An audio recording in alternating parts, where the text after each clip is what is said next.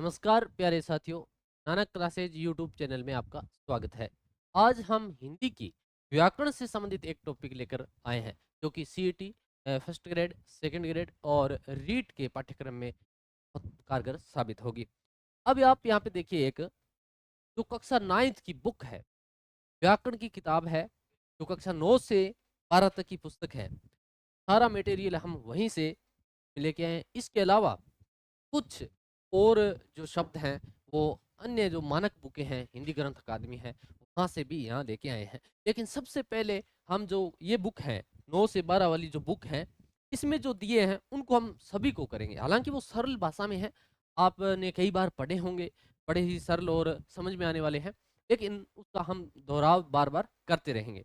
ये एक ऐसी बुक है जो कि आपका फर्स्ट ग्रेड हो, ग्रेड सेकंड हो, ग्रेड थर्ड हो, किसी प्रकार का एग्जाम हो, यहाँ से प्रश्न आने की पूरी पूरी संभावना रहती है। इसलिए क्यों ना हम इसको बड़े ही विस्तारित तरीके से किया जाए। चलते हैं हम अपने प्रश्न की ओर। देखिए, प्रश्न तो नहीं है, टॉपिक रहेगा हमारा आज। क्या टॉपिक रहने वाला है? वाक्यांश के लिए एक शब्द। कौन सा? वाक्यांश के लिए एक शब्द। देखिए, ये आज हम टॉपिक करने जा रहे हैं। क्या है? ये जो है वो टॉपिक आज हम करने जा रहे हैं, वाक्यांश के लिए एक शब्द। अब वाक्यांश के लिए एक शब्द है क्या? ये व्याकरण का एक ऐसा टॉपिक है जिसमें क्या होता है कि अगर कम शब्दों में अधिक बात कहने के लिए हमें क्या है, इस शब्द का काम में लेते हैं। जैसे, जो ईश्वर को मानता है वो क्या है? अगर एक मैं कहूं जो ईश्वर को मानता है वो है आस्तिक, सीधा कह दें आस्तिक, तो सामने वाला समझ जाएगा ये ईश्वर को मानता है। जो नहीं मानता है वो नास्तिक है। ऐसे ही कुछ शब्द हैं जो हम इस पुस्तक में दिए हुए हैं, उनको गहनता के साथ पढ़ेंगे। चलते हैं हम इस बुक की स्लाइड के तरफ। ठीक है, ये देखो, यहाँ से शुरू करते हैं। ये इसमें दिया हुआ है वाक्यांश के लिए एक शब्द। क्या दिया है? वाक्यांश के लिए एक शब्द दिया है, बिल्कुल वहीं से सीधा हम इसको लेंगे। ठीक है, तो आप इसको पढ़ें। ठीक है, तुरंत।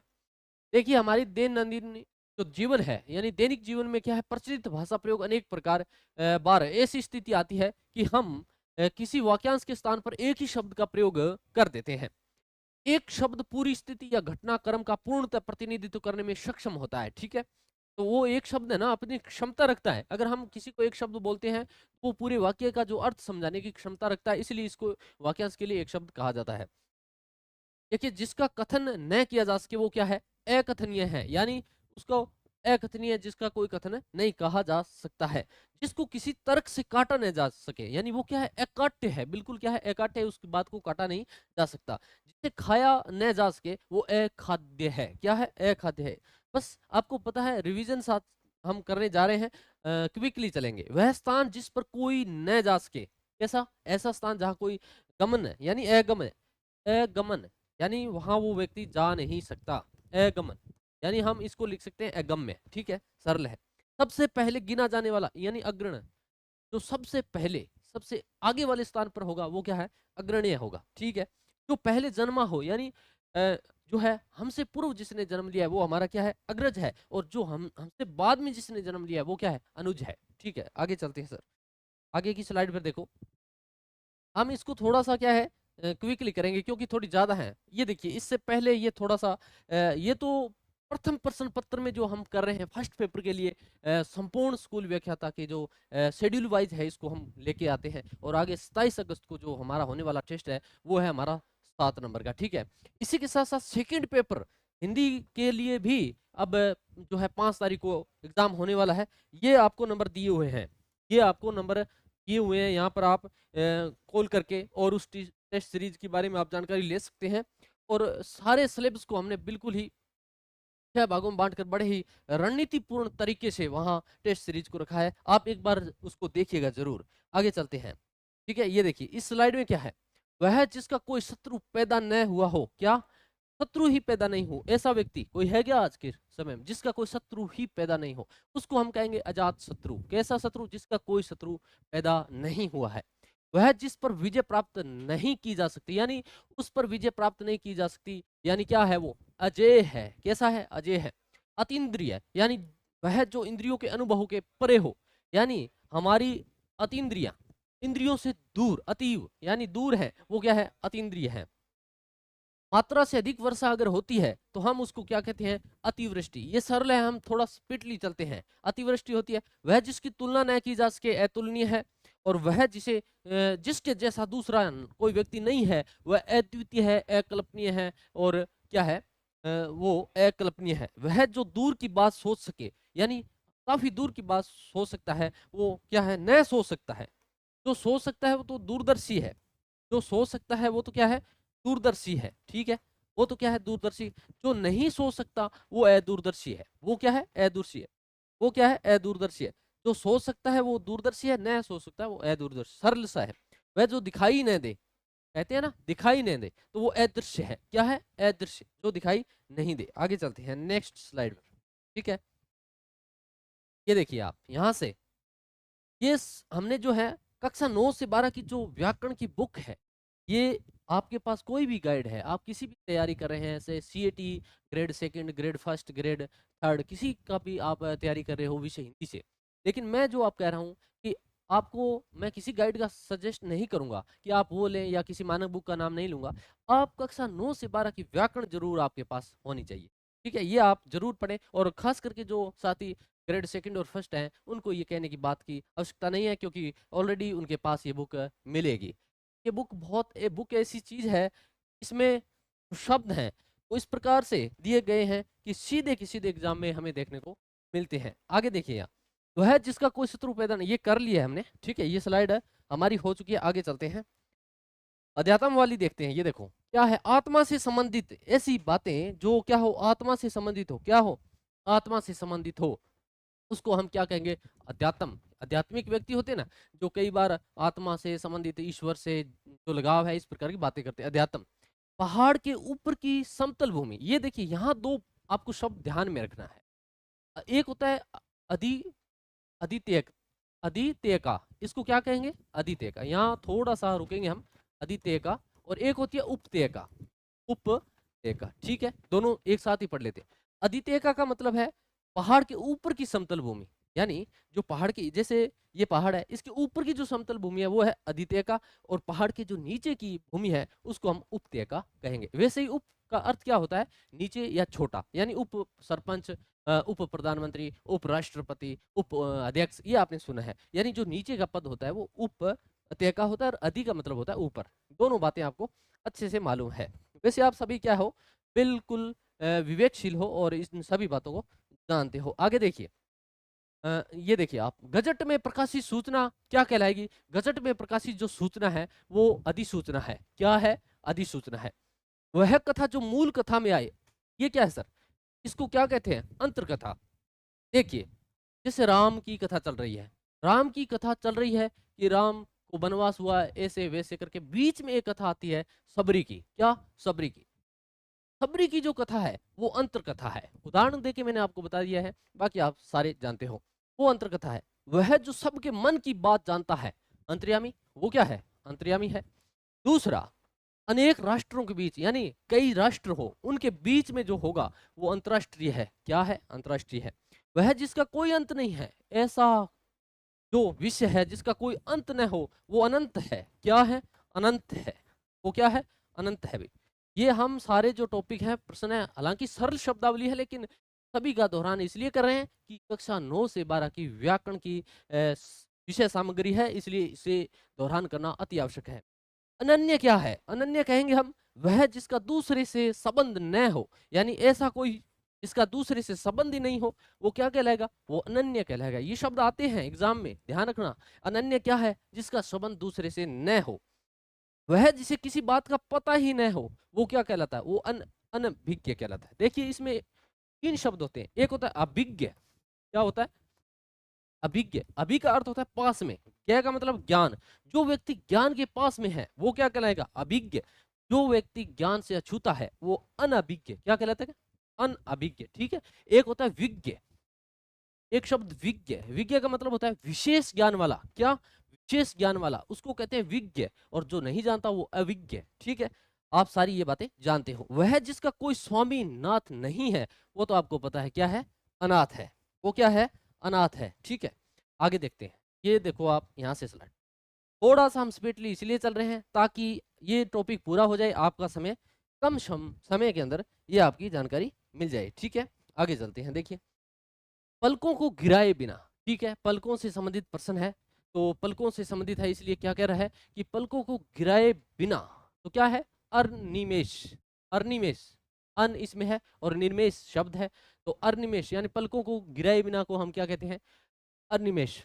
वह जिसका वर्णन न किया जा सके, यानी कोई ऐसा कोई बिंदु या विषय सामग्री जिसका वर्णन ही हम नहीं कर सकते, वो क्या है, अनिर्वचनीय। क्या, अनिर्वचनीय, यानी हम उसका कोई निर्वाचन नहीं कर पा रहे हैं, कोई चुनाव ही नहीं कर पा रहे हैं, कोई वर्णन नहीं कर पा रहे हैं, वो क्या रहेगा, वो अनिर्वचनीय रहेगा। आगे शब्द देखिए, वह जिसे रोका ही नहीं जा सके, ऐसा व्यक्ति, ऐसा कोई जो है प्रोग्राम, ऐसा कोई कदम जिसे रोका ही न जा सके, तो क्या करें, रोका नहीं जा सकता, यानी अनिरुद्ध। क्या है वो, अन अनिरुद्ध। ये शब्द बहुत महत्वपूर्ण है, आपको ध्यान रखना है। अनिरुद्ध यानी जिसे रोका नहीं जा सके। वह जिसके अभाव में कोई कार्य संभव नहीं, ऐसा व्यक्ति या ऐसा कोई काम जिसके अभाव में कार्य पूर्ण नहीं हो या संभव नहीं हो, वो अनिवार्य है। क्या है, अनिवार्य है भाई। ठीक है, अनिवार्य है, ये बुक पढ़ना भी अनिवार्य है। ठीक है, वह उक्ति जो परंपरा से चल रही है, क्या है, परंपरा क्या होती है, हमारे जो सामाजिक संस्कृति है, इसके अंदर एक पीढ़ी से दूसरी पीढ़ी के अंदर जो चीजें चलती है, पारिवारिक जो कला और जो रीति रिवाज होते हैं, उनको हम क्या कहते हैं, उनको कहते हैं अनुश्रुति। जैसे जैसे जो दीपावली हम जो मनाते आ रहे हैं, हमारी संस्कृति का एक बहुत बड़ा पावन अवसर त्योहार है, इसलिए इसको हम क्या कहेंगे, ये अनुश्रुति भी है, सुनी हुई भी है, और इसके तहत हम बहुत सी कहावतें भी है, वो अनुश्रुति है।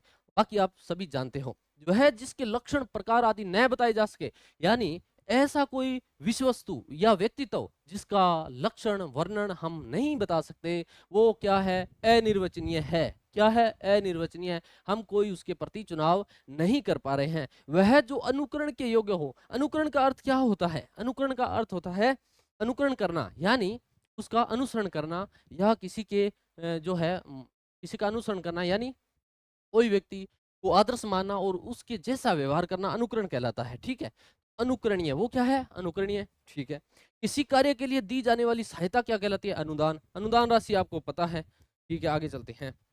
ये देखिए आप, नेक्स्ट स्लाइड। वह जो बाद में जन्मा है, पहले हमने बात की थी, जो पहले जन्मता है वो क्या है, अग्रज है, जो बाद में जन्मता है वो अनुज है। दोनों वाक्य आप ध्यान रखेंगे। वह जो व्यर्थ खर्चा करता है, ऐसा व्यक्ति जो व्यर्थ खर्चा करता है अपव्ययी है। अप यानी व्यय करता है, ऐसा व्यय जो बुरा है, अप मतलब बुरा और व्यय का मतलब व्यय करना, ऐसा व्यय जो बुरा है वो अपव्ययी है। वह कारण जिसे न टाला जा सके, ऐसा कोई कारण है जिसे टाला नहीं जा सके, तो अपरिहार्य कारण। कैसा कारण, अपरिहार्य कारण, यानी अपरिहार्य कारण, ऐसा कारण जिसे टाला नहीं जा सकता। कई बार हम जो प्रशासनिक शब्दावली होती है वहां काम में लिया जाता है कि अपरिहार्य कारणों से बैठक स्थगित की जाती है। ठीक है, यानी ऐसे कारण हो गए जिसको टाला नहीं जा सका और बैठक को स्थगित कर दिया गया है। वह अंश जो पढ़ा हुआ न हो, यानी पढ़ा हुआ न है, अपठित है, वो क्या है, अपठित है।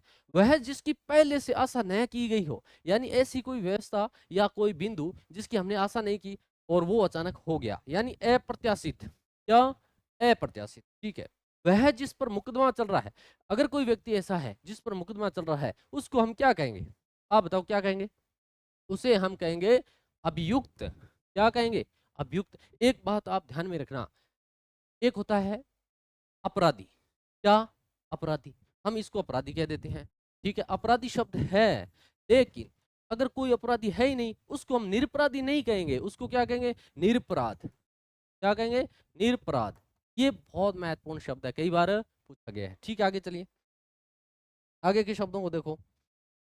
यहां तक हो गया, अभियुक्त हो गया। वह जिसे भेदा, क्या है, वह जिसे भेदा न जा सके, यानी अभेद्य। वह 6 माह में एक बार अगर कोई होता है, 6 माही कहते हैं ना, हम उसको अर्धवार्षिक कह देते हैं या फिर उसे 6 माही कह देते हैं। ठीक है, वह जिसे कम ज्ञान है, यानी जिसे कम ज्ञान है वो क्या है, जिसे कम ज्ञान है वो क्या कहलाता है, अवध्य। ये देखो शब्द बहुत महत्वपूर्ण है, यहाँ रुकेंगे थोड़ा सा। वह व्यक्ति जिसे कम ज्ञान है, अवध्य। देखो अवध्य लिखा है ना, अ और व और ध्य, ये ध्यान में रखना, अवध्य कहलाता है। ये कक्षा 9th की क्लास में इस व्याकरण की बुक में ऐसे का ऐसा दिया हुआ है, एग्जाम के अंदर भी कई बार आ चुका है। वह जिसका वध न किया जा सके, ये है सॉरी ये जो है ना वध नहीं किया जा सके ये है अवध्य, जिसका वध नहीं किया जा सके ये है अवध्य, और जिसे कम ज्ञान हो वो है अल्पज्ञ। क्या? अल्पज्ञ, ठीक है। अल्पज्ञ ये क्या है? अवध्य मतलब जिसका वध नहीं किया जा सके, जिसका वध नहीं किया जा सके वो क्या कहलाएगा? जिसका वध नहीं किया जा सके वो क्या कहलाता है? वो अवध्य है, ठीक है। आगे देखो, जो घटना घटने वाली है अवैध। आगे देखो ये स्लाइड, अवैतनिक क्या होता है? अवैतनिक, ठीक है, जो कानून के विरुद्ध हो, वो तो अलग है भाई, कानून के विरुद्ध हो वो तो क्या है? निषेध होगा ना, वो तो निषेध होगा, उसका शायद यहाँ आया नहीं। वह जो कानून के विरुद्ध है वो क्या है? वो निषेध है, यहाँ सीधा आप ऐसे लिख लो, वो निषेध है। यानी जो कानून के विरुद्ध है वो निषेध है। वह जो बिना वेतन के काम करेगा वो अवैतनिक। ऐसा कोई व्यक्ति है क्या जो बिना वेतन के काम करे? अवैतनिक। वह जिसे क्षमा न किया जा सके वो अक्षम्य है। क्या है? अक्षम्य, उसको क्षमा नहीं किया जा सकता। फेंक कर चलाए जाने वाला हथियार, ये यहाँ बड़ी कंफ्यूजन रहती है। एक होता है फेंक कर चलाया जाने वाला हाथ, एक हाथ में पकड़ कर चलाया जाने वाला हथियार। ये एग्जाम में अक्सर पूछा है। जो फेंक कर चलाया जाता है वो क्या है? अस्त्र है। क्या है? अस्त्र है। और जो हाथ में पकड़ कर चलाया जाएगा वो क्या कहलाएगा? शस्त्र है। वो क्या चलाया जाएगा? शस्त्र है। देखो, याद करने के लिए बता रहे हैं भाई, आप इसका अर्थ उल्टा मत निकालिएगा। ये जो है ना अर्थ, अस्त्र है। यहाँ देखो, अस्त्र के आगे इस प्रकार से धनुष लगा हुआ है, ठीक है। और धनुष क्या है? फेंक कर चलाया जाने वाला तीर है ना, इसलिए ये अस्त्र है, ठीक है। बाकी शस्त्र आपके याद रह जाएगा। बाकी आप अपने हिसाब से भी इसको याद रख सकते हैं, कोई जरूरी नहीं कि यही तरीका सर्वोपरि है, ठीक है। आप अपने हिसाब से भी इसको याद रख सकते हैं। आगे देखो, वह जिसे कुछ भी ज्ञान न हो वो अज्ञ है, पहले बात कर चुके हैं। पूरे जीवन भर या जीवन तक क्या है? आजीवन, आजीवन घटना। और अपनी ही हत्या करने वाला आत्महंता है। और पैर से लेकर सिर तक है वो अपाद मस्तक है। क्या है? अपाद मस्तक है। आगे देखो, ये स्लाइड देखो, ये भी काफी महत्वपूर्ण है। ये देखो क्या है, आपके शीघ्र प्रसन्न होने वाला। क्या? शीघ्र प्रसन्न होने वाला आशुतोष। क्या है? आशुतोष, यानी जो शीघ्र शीघ्र प्रसन्न हो। किसको कहते हैं आशुतोष? भगवान शिव को। किसको? जो भगवान शिव हैं उनको हम क्या कहते हैं? आशुतोष कहते हैं। वह जो ईश्वर को विश्वास रखता है, आस्तिक है, जो इंद्रियों की पहुंच के परे हो, यानी अतीत। अतीत, इंद्रियों से अतीत। अतीत का अर्थ होता है दूर। अतीत का अर्थ क्या होता है? दूर। अतीत का अर्थ क्या है? दूर। जो इंद्रियों से दूर है वो इंद्रियातीत है। वह जो ऋण से मुक्त हो गया है वो उऋण है। क्या? उऋण। ये शब्द भी काफी महत्वपूर्ण है। पर्वत के नीचे की भूमि, देखो पहले हमने बात की थी, यह है उपत्यका, ठीक है। नीचे की भूमि है उपत्यका, ऊपर की भूमि है अदित्यका। क्या कहलाएगी? अदित्यका। ऊपर की भूमि क्या कहलाएगी? अदित्यका। वह भूमि जिसमें कुछ भी न उपजता हो, ठीक है, तो उसर। इतिहास से संबंधित ऐतिहासिक क्या रहेगा? ऐतिहासिक रहने वाला है। वह जो कविता करती है वह कवित्री है। क्या है? कवित्री है। और वृक्षों और लताओं से घिरा हुआ स्थान क्या कहलाता है? कुंज। लताओं से घिरा हुआ स्थान क्या कहलाता है? कुंज शब्द कहलाएगा, कुंज। और ये देखिए आप, वह जो बाह्य जगत के ज्ञान से अनभिज्ञ हो वो है कूप मंडूक। क्या है? कूप मंडूक। वह जो किए का उपकार माने, यानी किए हुए कार्य को उपकार माने, वो है कृतज्ञ। क्या रहेगा? कृतज्ञ। और वह जो कीटाणुओं को मारे, कृमि घन। आपने जो खेतों में कीटनाशक दवाइयां आती है, कीटनाशक दवाइयों के ऊपर देखना, वहां लिखा होता है कृमि घन। क्या लिखा होता है? कृमि घन। वो क्षण में नष्ट होने वाला क्षण भंगुर है, और क्षमा करने योग्य है वो क्षम्य है। ये सरल है, इसलिए थोड़ा सा क्या है, अपने थोड़ा जल्दी चल रहे हैं, ठीक है, क्विकली। ये देखो क्या है, चक्र है पानी, जिसके, पानी का अर्थ होता है हाथ, ठीक है, ये है हाथ। यानी जिसके हाथ में चक्र है वो क्या कहलाता है? चक्र पाणी, यानी विष्णु, भगवान विष्णु, इसको हम इसको कहेंगे इनको। और वह भुजाएं जिसके चार भुजाएं, जिसकी चार भुजाएं हैं वो चतुर्भुज है। वो क्या है? चतुर्भुज है। वह रचना जो गद्य और पद्य मिश्रित है वो क्या कहलाती है? चंपू कहलाती है, सीधी सरल भाषा में। उसको चंपू कहते हैं। वह चर्चा जिसका कोई प्रमाणिक आधार नहीं है, प्रमाणिक आधार नहीं है, यानी कोई उसकी प्रमाण नहीं है आपके पास, मानक बुक नहीं है, प्रमाण नहीं है, सबूत नहीं है, कुछ भी नहीं है, तो वो जनश्रुति है। क्या है? वो आपके जनश्रुति है, वो आपके जनश्रुति है। वह जिसकी कुछ जानने की इच्छा हो वो व्यक्ति जिज्ञासु है। क्या कहलाएगा? जिज्ञासु। देखिए ये शब्द आया है, ये शब्द देखो, वह जिसके बाण रखे जाते हैं, ठीक है, वह जिसमें बाण रखे जाते हैं वो क्या कहलाता है? तर्कस। ये गायब हो गई थी भी, तर्कस अब मिल चुकी है, तर्कस। तो वह जिसमें बाण रखे जाते हैं उसको क्या कहते हैं? तर्कस। ठीक है, इसको तर्कस कहते हैं। वह जो तीन कालों की बात जानता है, यानी त्रिकालज्ञ, यानी ज्ञ का मतलब जानने वाला, त्रिकाल यानी तीन काल, त्रिकाल का मतलब तीन काल, और ज्ञ का मतलब हो गया जानने वाला, त्रिकालज्ञ। ठीक है, आगे देखें, इस स्लाइड को देखें भाई, थोड़े रहे हैं बस, ये थोड़ा सा फर्स्टली आपको इस बुक का रिवीजन कराना है। वह जो तीनों गुणों से परे हो, यानी तीनों गुण, तीनों गुण कौन से? सम, तम, ये जो सत्व गुण है इसके तीन गुण अतीत, यानी अतीत यानी पीछे, तीनों गुणों से जो है परे है, वो तेरह गुणा अतीत है। 3 माह में एक बार होने वाला त्रैमासिक, 6 माह में होने वाला अर्धवार्षिक, और पूरे 12 महीने में वार्षिक। वह जिसके 10 मुख है, 10 आनन। कैसा है? 10 जिसके आनन है। आनन का अर्थ होता है मुख, आनन का अर्थ क्या होता है? मुख, आनन का अर्थ होता है मुख। ठीक है, आनन का अर्थ है मुख। और उसके बाद में 10 जिसके कंधे हो, 10 कंध है।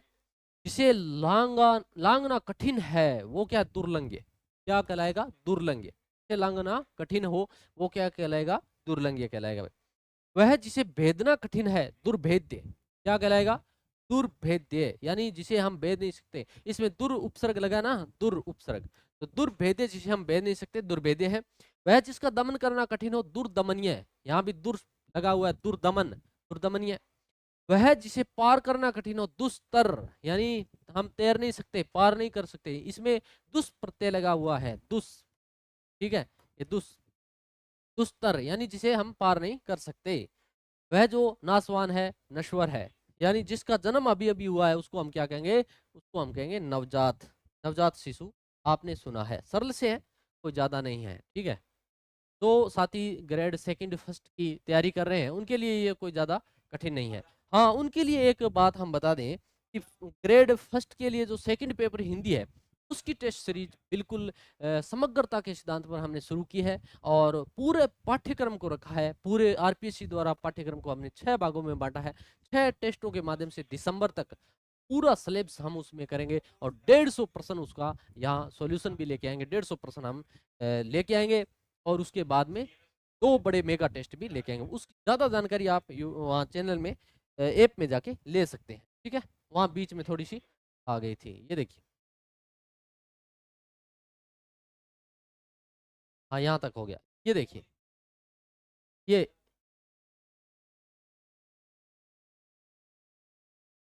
ये देखिए, इसमें क्या है? वह जो रात्रि में विचरण करता है, यानी रात्रि में चलता है, वो क्या है? निशाचर है। क्या है? निशा। निशा का अर्थ क्या होता है? रात्रि। निशा किसको कहते हैं? रात्रि को। ठीक है, विभावरी भी कहते हैं इसको।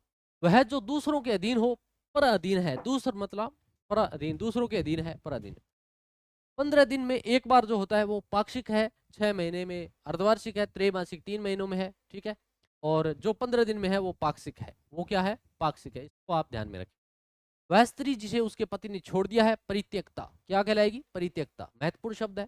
परिश्रम के बदले दी गई राशि को परिश्रमी कहते हैं। क्या कहते हैं? परिश्रमी की। ये भी आपको ध्यान में रखना। दोपहर के समय का जो पहले का समय होता है ना, वो पूर्व अहन है। अहन का अर्थ होता है दिन, पूर्व अहन, यानी वो क्या है? पूर्व, पूर्व अहन है, यानी पहला दिन का पहला हिस्सा है। फिर मध्य अहन, ठीक है, फिर अपर अहन यानी शाम। वह जो शीघ्र उत्तर देने की बुद्धि रखता है वो है प्रत्युत्पन्न मति। क्या कहलाता है? प्रत्युत्पन्न मति कहलाता है। इसमें यहाँ लिखा हुआ है प्रत्युत्पन्न मति। क्या लिखा हुआ है? प्रति उत्पन्न मति, ये लिखा हुआ है। ठीक है, ये लिखा है यहाँ पे, ध्यान रखना, प्रति उत्पन्न मति। वह जिसे दिखने में प्रिय लगे, वह जो दिखने में, ऐसा कोई वस्तु, प्राणी, कुछ भी हो जो देखने में अच्छा लगता है, वो क्या कहलाता है? वो क्या कहलाता है? प्रियदर्शी कहलाता है। क्या कहलाता है भाई? वो प्रियदर्शी कहलाता है। ठीक है, प्रियदर्शी, दिखने में जो अच्छा लगता है वो प्रियदर्शी कहलाता है। ये थोड़े से ज्यादा हो गए, साफ कर लेते हैं। अभी देखो, जो अच्छा लगता है वो क्या है, प्रियदर्शी है। क्या है भाई, ये दर्शी है, ये दर्शी है। अब देखो, वह जो बहुत कुछ जानता है, वो ज्यादा जानता है, बहुत कुछ जानता है, बहुज्ञ है। वह जिसे भाषा का पूरा ज्ञान है वो भाषाविद है। क्या है, वो भाषाविद है भाई, ये ध्यान रखना आप। जो ज्यादा जानता है, भाषा के बारे में अच्छा जानता है, भाषाविद है। ठीक है, आगे देखो, वह जो ईश्वर में आस्था रखता है वो नहीं रखता, आस्था इसमें है नहीं रखता भाई। क्या ये थोड़े से बड़े हो चुके हैं ना यहाँ से।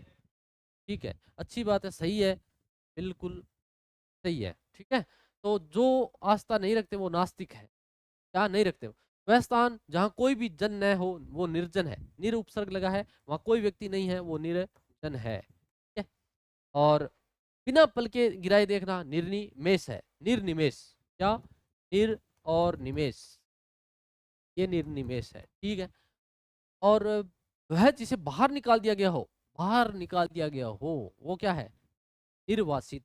क्या, निर्वासित। वह जो ममता से रहित है वो निर्मम है। क्या, निर्मम है। और जिसे अक्षरों का ज्ञान है हो वो निरक्षर है। कैसा, जिसको ज्ञान नहीं है वो निरक्षर है। ठीक है?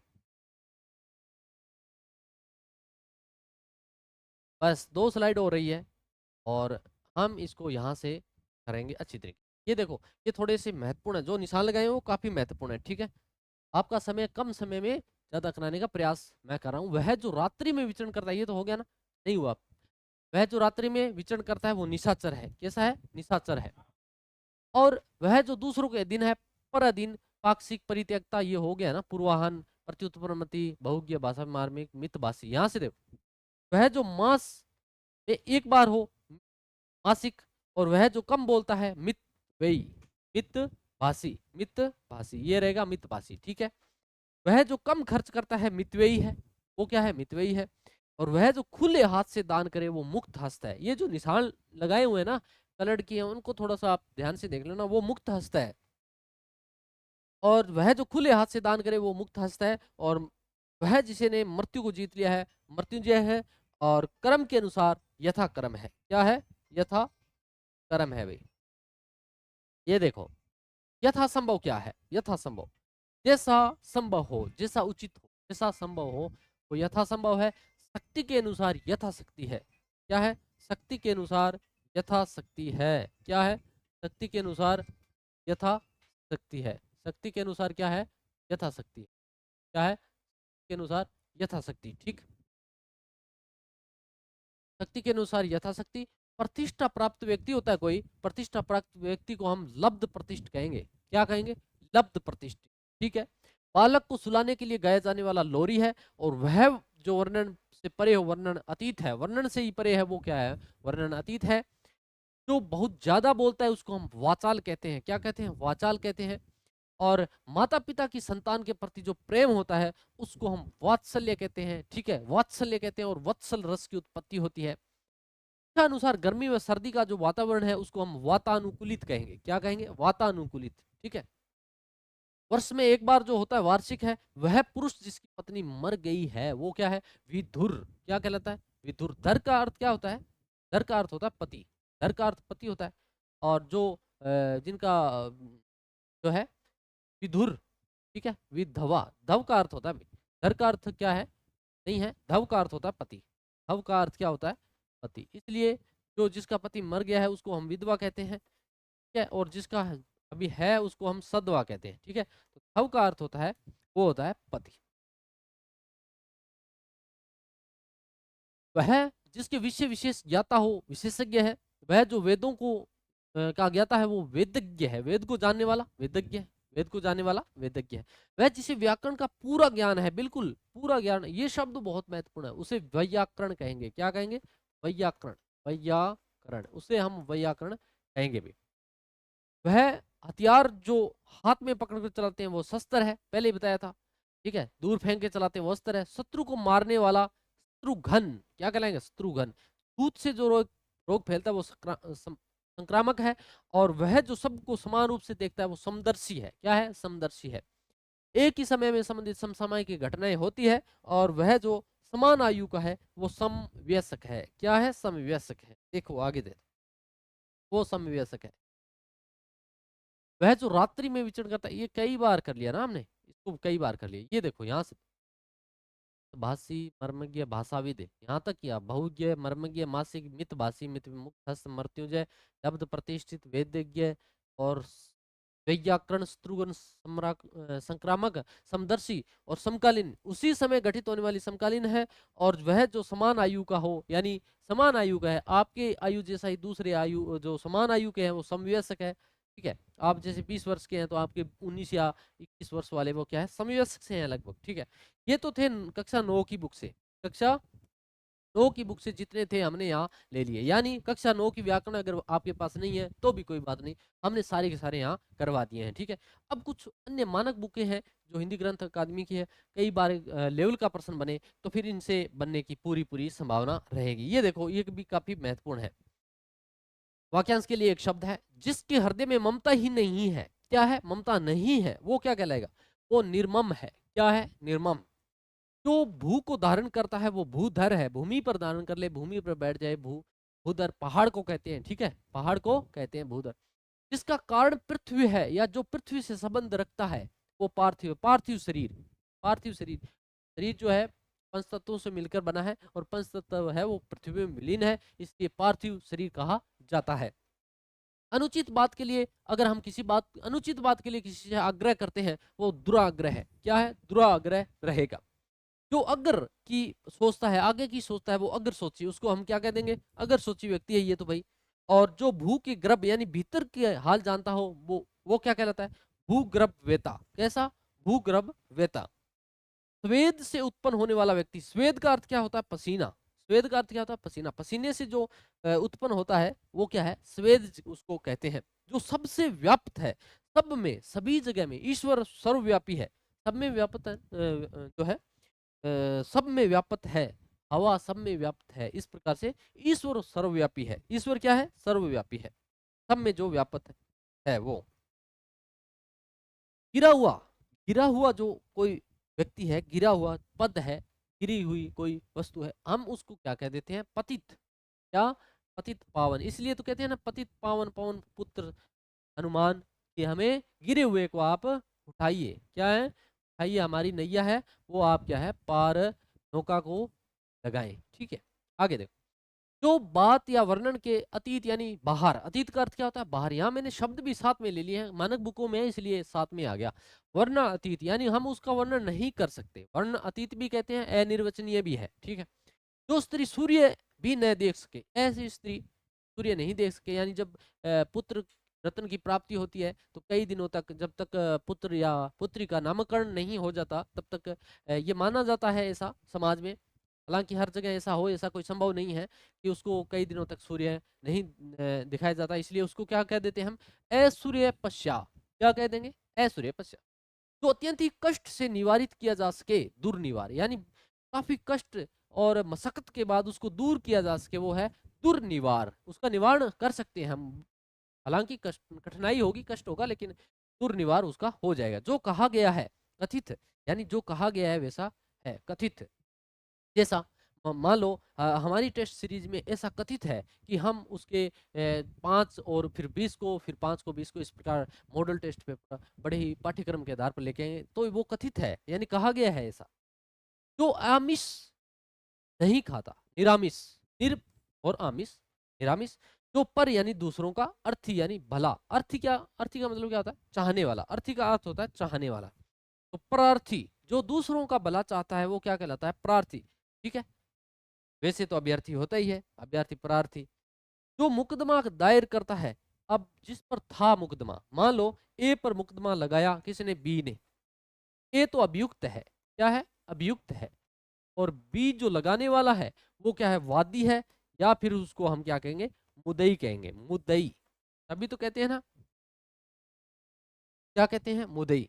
जो मुकदमा दायर करता है वो मुद्दई या वादी है। आगे देखो, लौट कर आया हुआ, ये पीछे संस्कृत विभाग की ग्रेड 2 का एग्जाम हुआ था, उसमें ये आया था। लौट कर आया हुआ क्या कहलाता है? प्रत्यय। 2022 में संस्कृत एजुकेशन जो है डिपार्टमेंट, उसमें ग्रेड सेकंड की भर्ती हुई थी, उसमें ये एग्जाम में आया हुआ प्रश्न है और वहीं से हमने इसको लेने का प्रयास किया है। तो प्रत्यागत जो लौट कर आए, यानी कई बार हम देखते हैं कोई प्रकाश इस प्रकार से डाला जाता है, वो वापस लौट कर इस तरफ आ जाता है, वो प्रत्यागत है। आंखों से परे है, वो पर प्लस अक्स, यानी हमारी अक्स से परे है, वो आंखों से दूर है, परोक्ष है। जो शत्रु की हत्या करता है वो शत्रुघ्न, शत्रु को मार दे, शत्रु की हत्या कर दे, शत्रुघ्न है। और ग्रह बसाकर रहने वाला यानी ग्रस्त, जो पारिवारिक व्यक्ति है, घर परिवार में रहता है, वो ग्रस्त है। क्या है? ग्रस्त है। हृदय की विदारण करने वाला दृश्य है, हृदय विदारक। कई बार आपने ऐसी घटनाएं देखी होगी न्यूज़पेपर में, टीवी में, व्हाट्सएप पर, मोबाइल में, अन्य कहीं ऐसी ऐसी हृदय विदारक घटनाएं यहाँ होती है कि व्यक्ति देख नहीं सकता। क्या? व्यक्ति देख नहीं सकता।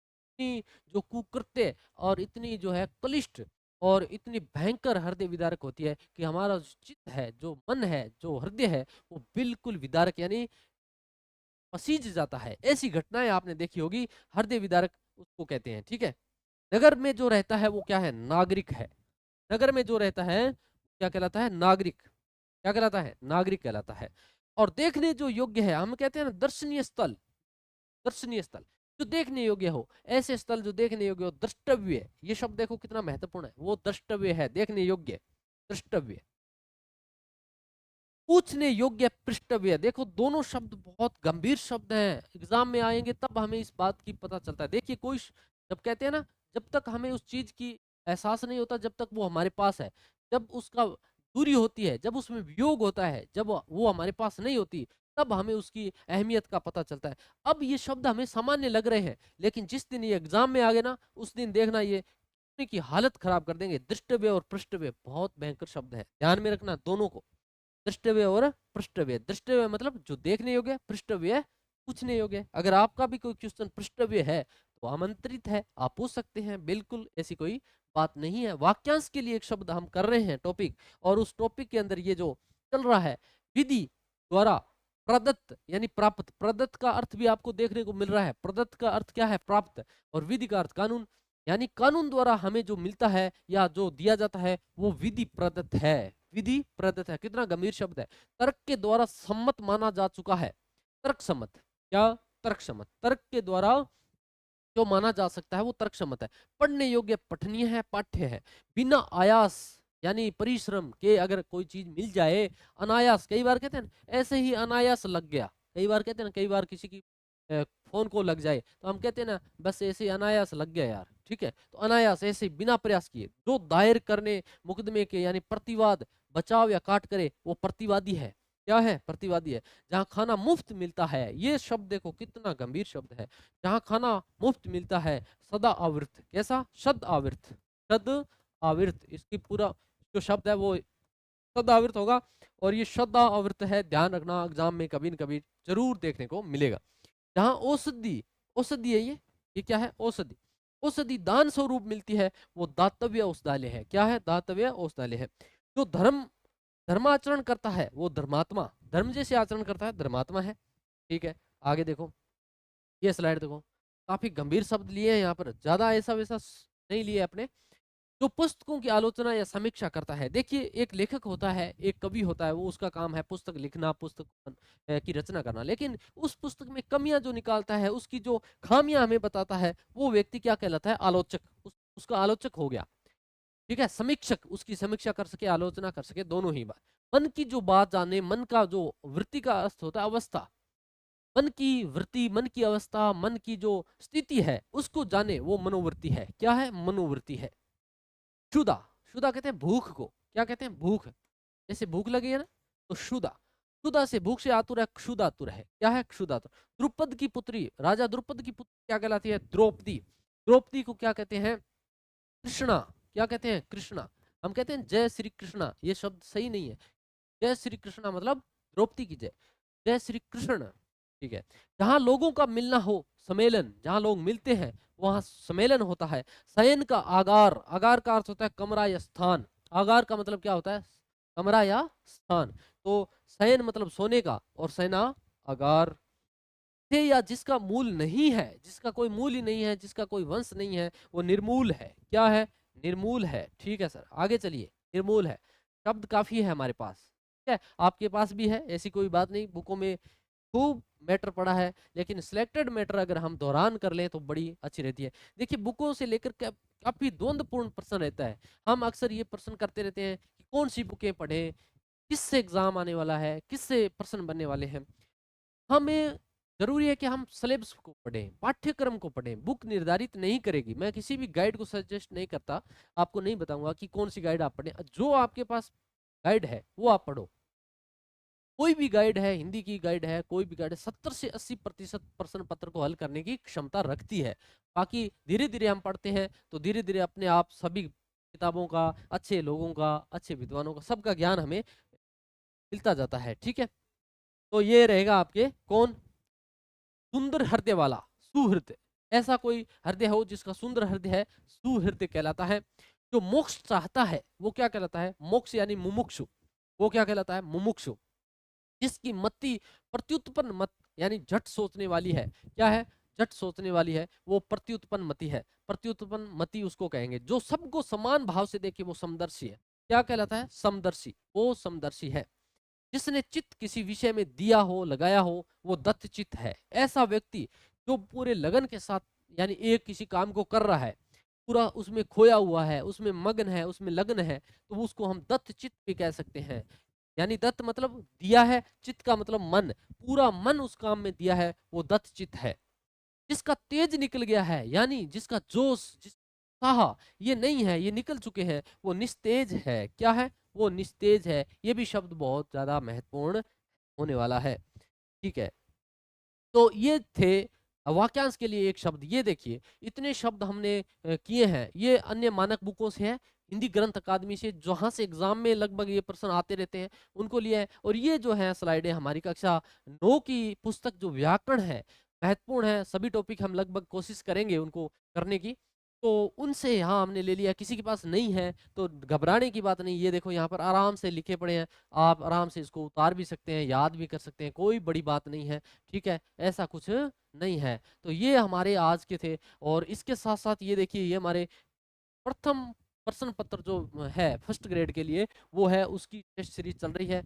काफी उसका सॉल्यूशन भी हो चुका है 5 से। उसके साथ साथ ग्रेड सेकंड जो हिंदी का पाठ्यक्रम है, यहाँ हमने इस पाठ्यक्रम को प्रमुखता दी है, महत्वपूर्ण माना है। हमने सबसे प्रमुखता किसको दी है? पाठ्यक्रम को। पाठ्यक्रम को 6 भागों में बांटकर 6 एग्जाम में पूरा करने का प्रयास किया है। बुकें जो आपके पास है वो पढ़नी है, नोट्स जो आपके पास हैं वो पढ़ने हैं। वही बुकें और नोट्स का ग्रेड फर्स्ट में और ग्रेड सेकंड दोनों जो हमारे साथी हैं, अभ्यर्थी हैं, उनके लिए बड़े ही महत्वपूर्ण और कारगर साबित होने वाली है। जो क्योंकि अब जो काल चल रहा है वो शांति काल का काल चल रहा है, और इस शांति काल में जो हमारे साथी गंभीर रूप से तैयारी कर रहे हैं, उनको पछाड़ पाना आने वाले साथियों के लिए काफ़ी मुश्किल रहेगा। और इसी शब्दों के साथ मैं अपनी वाणी को विराम देता हूं, और मिलते हैं हम जल्द एक नए नेक्स्ट वीडियो के साथ। तब तक के लिए जय हिंद, जय भारत।